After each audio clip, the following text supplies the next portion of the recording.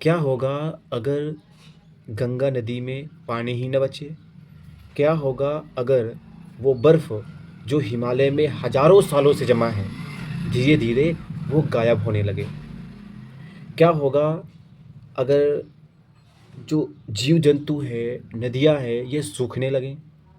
और ये अभी हो रहा है, ये कोई कल्पना नहीं है। देखिए, हिमालय जो एशिया की जल सुरक्षा का आधार है और जिसे तीसरे ध्रुव की संज्ञा दी जाती है, वर्तमान में एक गंभीर संकट से गुजर रहा है। और ये संकट मात्र हिमनदों के पिघलने तक सीमित नहीं है, बल्कि अनियंत्रित मानव जनित हस्तक्षेप का परिणाम है। International centre of integrated mountain development (ICIMOD) की मार्च 2026 की रिपोर्ट के अनुसार हिंदुकिस हिमालय क्षेत्र के ग्लेशियर अब पहले के मुकाबले कहीं अधिक तेजी से पिघल रहे हैं। वो साल 2000 के बाद से बर्फ पिघलने की दर दोगुना हो गई है। 1975 के बाद से ये ग्लेशियर औसतन 27 मीटर तक पतले हो चुके हैं और यह जल आपूर्ति पर निर्भर लगभग 2 अरब अर्थात 200 करोड़ लोगों के लिए गंभीर अस्तित्व संकट पैदा कर सकते हैं। देखिए, ग्लेशियर क्षेत्र का 78% हिस्सा ग्लोबल वार्मिंग के चपेट में है। देखिए, अक्सर सरकार की विकासवादी नीतियां परिस्थिति को सुधारने के बजाय और उसे बिगाड़ देती हैं। उदाहरण के लिए जोशीमठ और चार धाम परियोजना। देखिए, हमें अंदाजा भी नहीं है कि हर दिन कितनी वनस्पतियां और जीव जंतु विलुप्त हो रहे हैं। जैव विविधता पर सम्मेलन के अनुसार हर दिन धरती पर लगभग 150 या उससे भी अधिक प्रजातियां विलुप्त हो रही हैं। लद्दाख में पांचवी अनुसूची जैसी मांगे केवल बाहरी सुरक्षा तक ही सीमित है। देखिए, ब्राजील में हाल ही में संपन्न हुआ COP30 सम्मेलन किसी भी ठोस नीतिगत परिणाम के बिना समाप्त हो गया। अंतर्राष्ट्रीय संगठन जैसे UN अब बस नाम मात्र के रह गए हैं। जलवायु संकट पर वैश्विक प्रतिक्रिया केवल कूटनीतिक औपचारिकता बनकर रह गई है और अमेरिका जैसे विकसित देश जिन्हें इस संकट का समाधान देना था, अपनी जिम्मेदारियों से पूरी तरह पीछे हट चुके हैं। व्यर्थ बहस बुद्धिजीवी विकास बनाम विनाश की उस द्वैतवादी बहस में उलझे हैं जो कभी किसी ठोस समाधान तक नहीं पहुंचती। पूंजीपति को किसी भी कीमत पर मुनाफा चाहिए, जबकि वैज्ञानिक केवल तथ्यों और उनके परिणामों तक सीमित रह जाते हैं, पर दोनों ही पक्ष समस्या की असली जड़ को पकड़ने से चूक जाते हैं। 90 वर्ष की उम्र में पर्यावरणविद डेविड सुजुकी कहते हैं कि उन्होंने धरती को बचाने के लिए अपनी ओर से हर संभव कोशिश की, लेकिन उन्हें डर है कि उनके प्रयास नाकाफी रहे। अब मरकोडीकरण मीडिया ये क्या होता है कि मीडिया के व्यावसायीकरण ने यह सुनिश्चित किया है कि जलवायु परिवर्तन जैसा अस्तित्वगत संकट कभी प्राइम टाइम की प्राथमिकता ना बने। देखिए, सस्टेनेबिलिटी की जो वर्तमान धारणा ही त्रुटिपूर्ण है।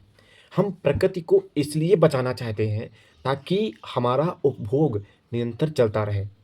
बचाने वाला भी वही करता है जिसने उसे नष्ट किया है। जब तक हम खुद को प्रकृति से अलग देखेंगे, तब तक हर समाधान एक नया विनाश को ही पैदा करेगा। तो बात को ना समझना पड़ेगा। हम लोगों को एक आदत होती है कल्पनाओं में जीने की। हम तथ्य पर जीते ही नहीं हैं और ये बात बिल्कुल सच है। क्योंकि हिमालय से 3 प्रमुख नदियाँ निकलती हैं, गंगा, ब्रह्मपुत्र और सिंधु नदी। तो जब बर्फ़ पिघलेगी, तो पहले तो इन नदियों में बाढ़ आएगी, पानी बहुत तेज़ी से बढ़ेगा। लेकिन फिर धीरे-धीरे सूखा आएगा और ये नदियाँ पूरी तरह सूख जाएँगी। अब इन नदियों को सूखने से लगभग 2 अरब लोग अर्थात 200 करोड़ लोग प्रभावित होंगे, बिल्कुल। इसके अलावा हम उनकी तो बात ही नहीं कर रहे हैं, जो जंगल, पेड़-पौधे और जो जीव-जंतु इन नदियों पर निर्भर हैं, उनका क्या हाल होने वाला है। तो ये चीज़ थोड़ा-सा समझने लायक है और इस पर थोड़ा विचार करने लायक है। देखिए जो आईसीआईएमओडी रिपोर्ट है, इसका जो एक महत्वपूर्ण शब्द है वो है टिपिंग पॉइंट। इसका मतलब क्या है? इसका मतलब ये है कि एक ऐसा मोड़ आना जहाँ से वापसी करना संभव नहीं है। आईसीआईएमओडी के वैज्ञानिक कह रहे हैं कि हिमालय का बर्फीला सिस्टम अब ऐसे मोड़ पर पहुंच सकता है जहां से उसे बचाना मुश्किल हो जाएगा। यानी जो बर्फ है वो खत्म हो जाएगी और वो वापस कभी नहीं आएगी। और ये बात बिल्कुल आप खुद सोच कर देखिए, क्योंकि जो बर्फ पड़ रही है वो पड़ने की जो दर है वो भी लगातार कम होती जा रही है ना? तो अभी क्या हो रहा है कि ग्लेशियर तेजी से पिघल रहे हैं, नदियों में पानी बढ़ रहा है, बाढ़ और ग्लेशियर झील फटने का खतरा बढ़ रहा है। लेकिन आगे क्या होगा? मतलब जब ग्लेशियर खत्म हो जाएंगे तब नदियों में पानी ही नहीं बचेगा। यानी आज बाढ़ होगा और कल सूखा सूखा होगा। तो ये चीज़ें हैं जो आई है, और रिपोर्ट से एक बड़ी बात और सामने आई है कि हिमालय में बर्फ़ गिरना कम हो गया है। 2025 में 23 साल में सबसे कम बर्फ़ दर्ज की गई है। 2025 जो पीछे बीत गया उसमें उसकी ठंड में पिछले 25 सालों में पिछले 23 सालों में सबसे कम बर्फ़ गिरी है। और इसका असर क्या है? खेती पर पड़ा है, पीने के पानी पर, बिजली, हाइड्रो पावर पर पड़ा है। सबसे चौंकाने वाला सच ये है कि हम पूरी सच्चाई नहीं जानते हैं। आईसीआईएमओडी कहता है कि दर्जनों ग्लेशियरों में से सिर्फ कुछ ही सही तरीके से मॉनिटर हो पाए हैं। यानी असली नुकसान रिपोर्ट से कहीं ज़्यादा हो सकता है। क्या करें? क्या इसका सॉल्यूशन हो सकता है? हुँ? एक कार्बन उत्सर्जन को कम करना।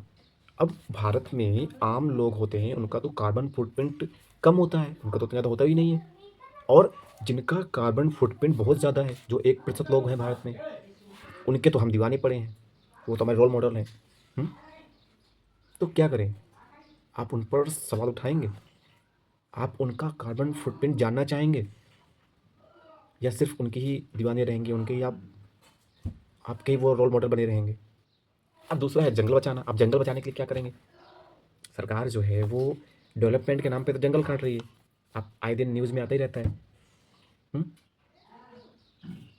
देखिए हमारे हाथ में सिर्फ़ एक ही चीज़ है, to control the increment of population.